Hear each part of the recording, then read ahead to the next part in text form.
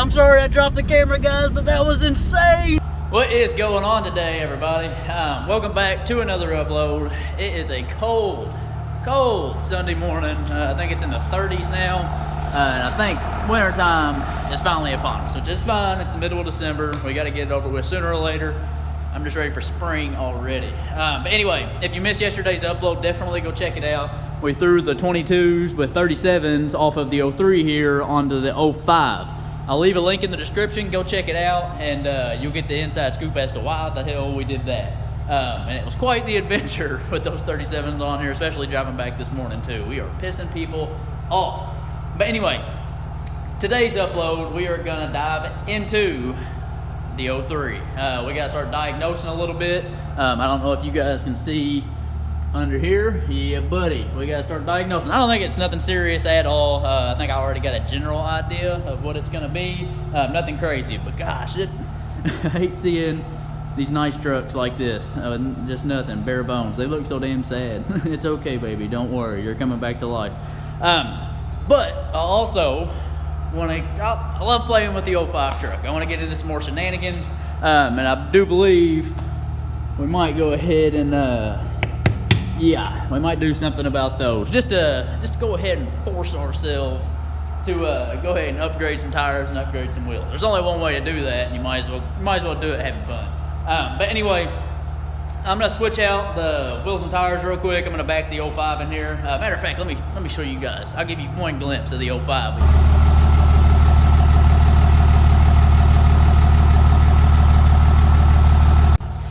It's all you little bastards get. You gotta go check out yesterday's upload to get the rest of it. But anyway, I'm gonna back the 05 back in here and swap out the wheels and tires, get the 03 back down on the ground, and let's see if we can diagnose an issue.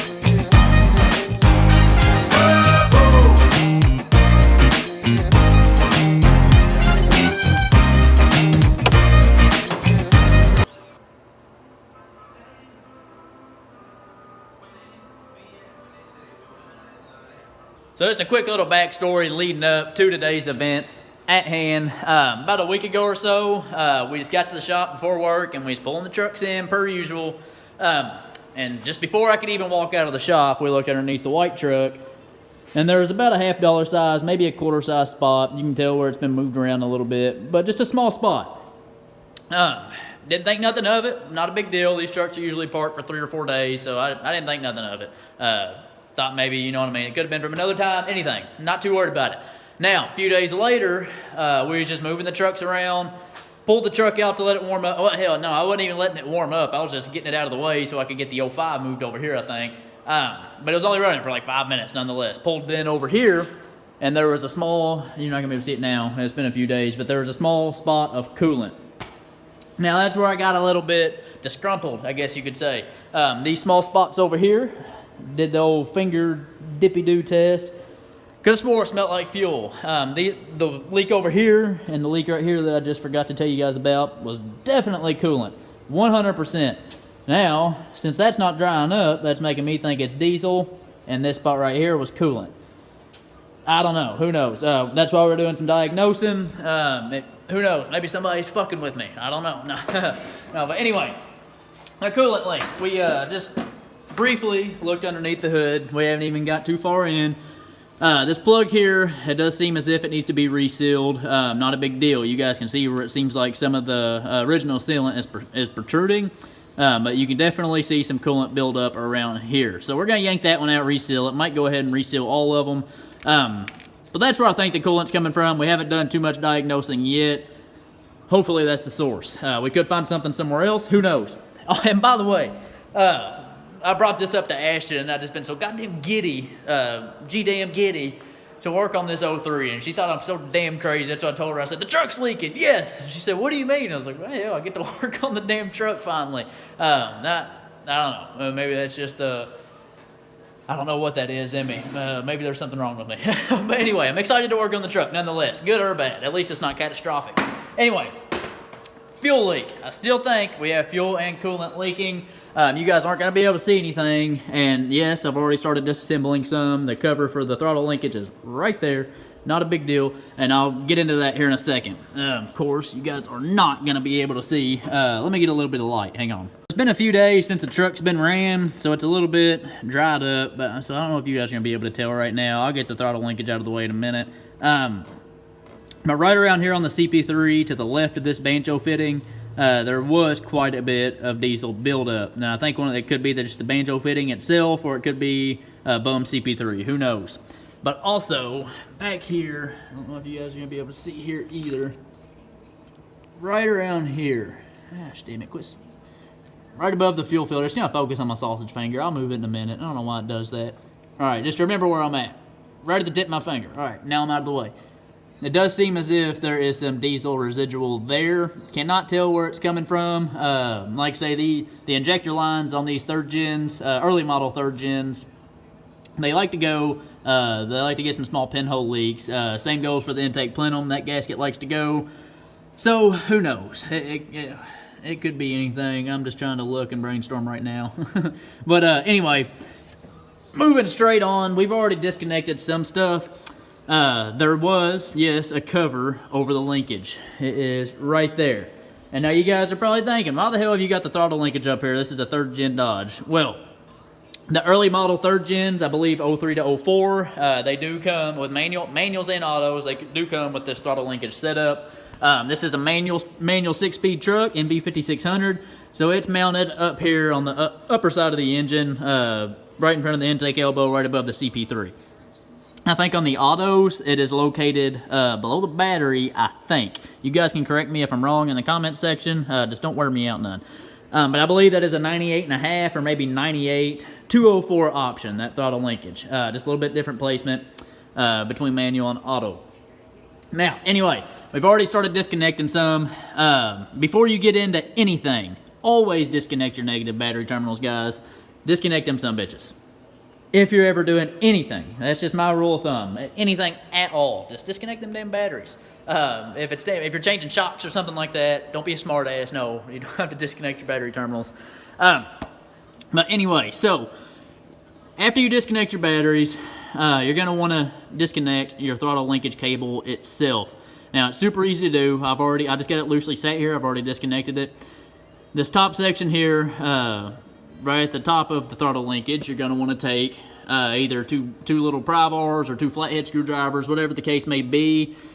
And all you're going to do, come here, baby, you're just going to put it right here and start prying, and then one on the bottom and pry. Don't be aggressive because this throttle linkage is very, very sensitive, and you don't want to bend it and you don't want to kink it none. Yeah, see, you guys can see I got it disconnected already, but it just pops off that little ball right there, and it's just plastic, so that's why I'm saying be careful. But right here, this is a spot you want to worry about not bending. This rod right here at the end of your throttle linkage, just be careful. Down here, for this little grommet here, it is the same thing. I might be able to do it with my thumb. No. You're just going to take your flathead screwdriver, and you're just going to push the little rubber grommet. And it's no big deal. It just pushes right on through. Get it loosely put out of the way. Just remember, do not kink that damn thing. You don't want to have to buy anything you don't have to. Always be careful, guys. So now, do not disconnect any of this throttle linkage stuff here. It is properly set from the manufacturer whenever you get it. The only spot you're going to disconnect it from is just the top of the block here in front of the intake plenum.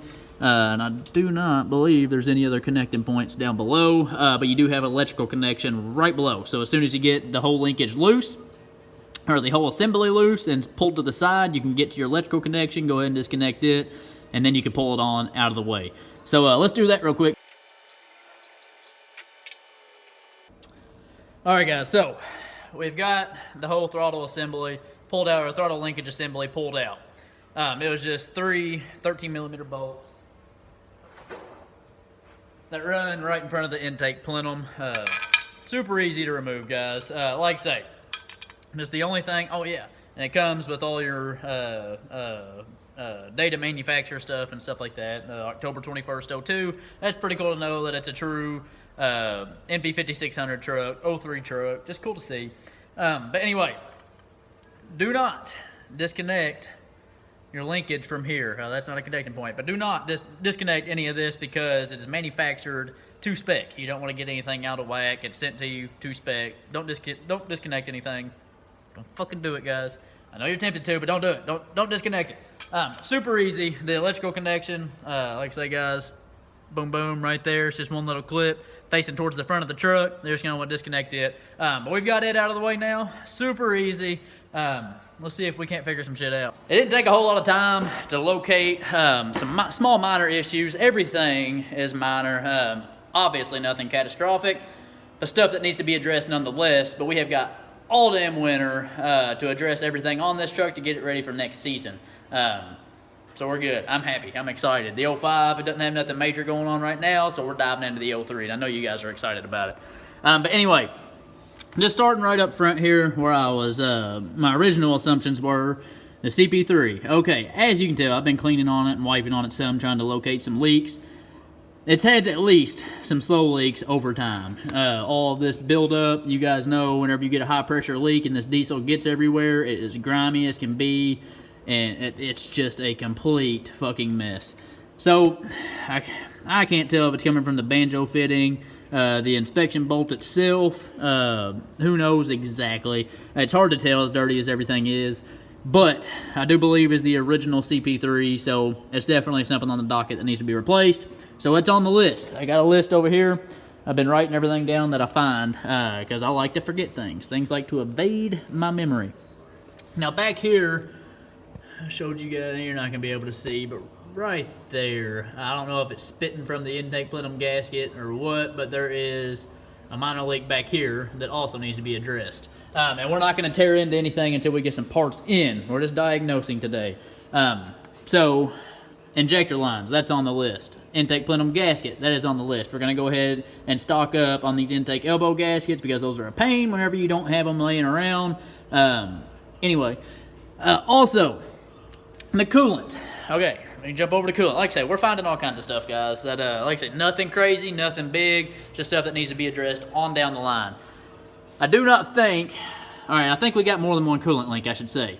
I don't think that's the only one. I don't think that one's causing any major buildup underneath the truck, but that one's definitely leaking. And these trucks, they do offer, I think from Fleece, they offer the coolant bypass, just because there's not proper cooling to, I believe, cylinder 3 and 4 on these trucks. So whenever they build up high pressure, they like to spit.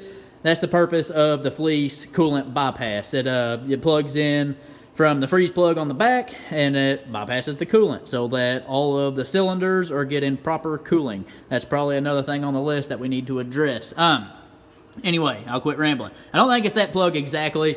Actually, before I jump down below, I also checked the power steering fluid. As you guys can see, there are some leaks around there where I checked it, but I'll show you guys when I get down there. The pump is also leaking like a sieve. So, that is also something on the list. Everything on here is pretty well original, just besides some spicy add-ons and stuff like that. But let's jump under the truck real quick. I'm going to show you guys the rest of my findings. Okay, so back on the coolant side of things. That plug, if you guys remember, was near the rear of the engine, about straight above the block heater here. Now, the reasons being, I don't think that is the only leak, is because it's not leaking enough to come to the front of the engine and then leak straight down here. There's all of this buildup right here, every single bit of it, that's all coolant right there. You can see the red in it, and I'm sorry my fingers are so dirty. But it's all coolant right there. So, my leading assumption, water pump. I don't know for sure, but that's where I'm leaning. That's what I'm leaning towards right now. Like I say, guys, we're not diving into anything today. We're just diagnosing some stuff, seeing what all we need to fix. Now, over to my power steering pump assumption.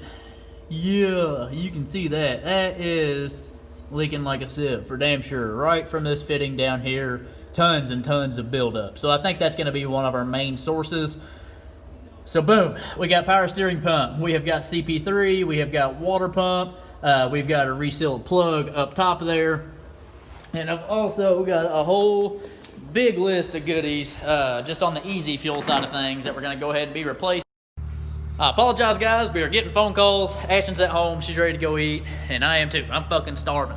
But I just want to give you guys the quick rundown, the quick list of what all we're going to be replacing on the easy side of the fuel system. And the reason I throw up air quotes on easy side, is because we're not going to be diving into the valve train, injectors, nothing like that quite yet. And I apologize if I'm talking fast. I'm trying to knock this out for you guys.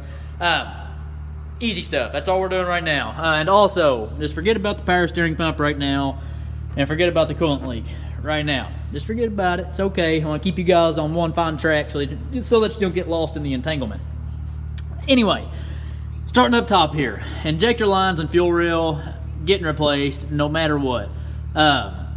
Intake plenum gasket getting replaced. Unrelated, but these intake elbow gaskets are getting replaced. I'm gonna order 3 or 4 sets of them because I always forget these damn gaskets, and they always need replacing, it seems like. So that is also on the list. Moving on back, we are going to be deleting the fuel filter. Reasons being we're deleting the fuel filter is because we're throwing an air dog system on this truck. I know I've been harping about going all OEM, but I'm proud and true by air dog. They've never left me stranded. I've never heard anybody getting left stranded with them. I'm not knocking Fast or Fuel Lab or anything like that, but air dog's got it going on. So that's who we're going with. On past that, we are going to be doing a fuel sump. Probably a bean sump or just one from XDP, who knows. But that's, looking back through, that should knock it out for the easy side. Anyway, like I say, we're going to be addressing the rest of the issues, power steering pump, we're going to locate some coolant leaks, all that good jazz. But we got to have a nice starting point. So that's where we're starting at, and I'm excited about it. We're going to be getting some fuel stuff in the mail very, very soon. Anyways, I'm going to head home. Me and Ashton's going to run and get some food, and we might get into some fun shenanigans, the 05, so let's do it.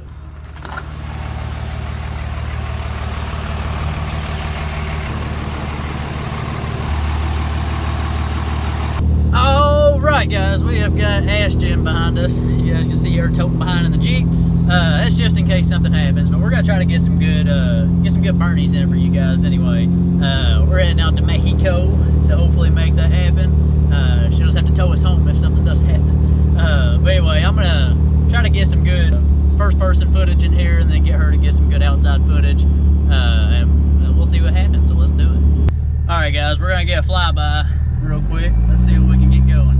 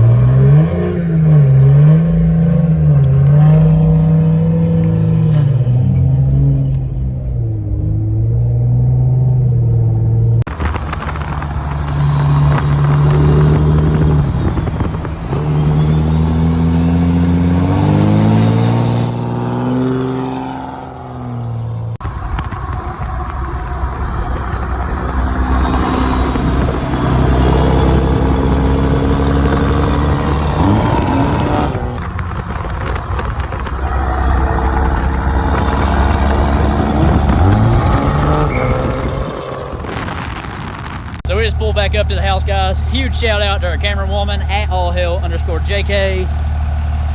She was tearing it up in the camera Jeep. Had a whole lot of fun. It was just some one tire fire for you fuckers, but it was still a lot of fun nonetheless. Here you go. Oh God, I'm sorry, Alex. Sorry about the bedsides. It should clean up though. That's not a big deal. But I had a whole lot of fun. There towards the end, the transmission started to get a little bit heat soaked. That's one thing that we need to get going with this truck is an auxiliary transmission cooler.